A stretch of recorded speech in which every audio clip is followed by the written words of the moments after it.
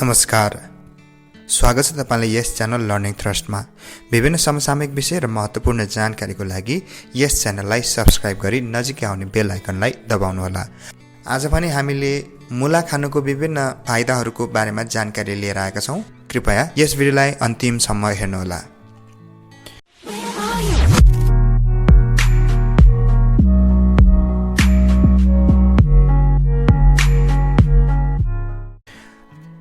प्राकृतिक पाचक हो मुला। मुलाको भोज्य पदार्थ सजिलै पचाउँछ।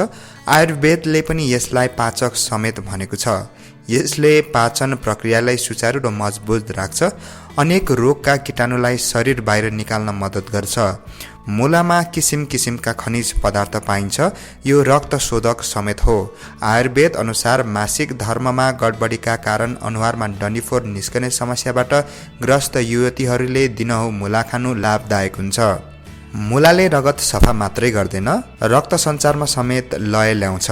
यसले छालामा भएका दाग वा पोतो निको पार्छ।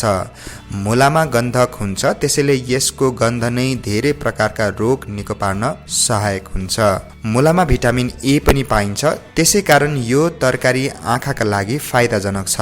आयुर्वेद अनुसार जाडोयाममा सधैँ बिहान पख एउटा मुला खानेहरूको आँखाको ज्योति वृद्ध अवस्थासम्म राम्रो हुन्छ। आँखालाई अन्य रोगले पनि हतपति सताउँदैन। अब त गर्मी याम लागिसक्यो, तैपनि गर्मी याममा मुला सेवन गरी अनेक फाइदा लिन सकिन्छ। मुला हरेक प्रकारको पाइल्स हटाउन लाभदायक मानिन्छ। मृगलाउको खराबीले पिसाब बन्द भए मुलाको रस सेवन गर्न अति उत्तम हुन्छ। यो मधुमेहका लागि लाभकारी हुन्छ।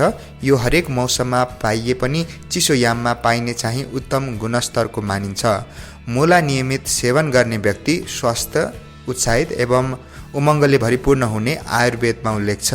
यसले शरीरको गुमेको ऊर्जा फिर्ता ल्याउन सहायता गर्छ।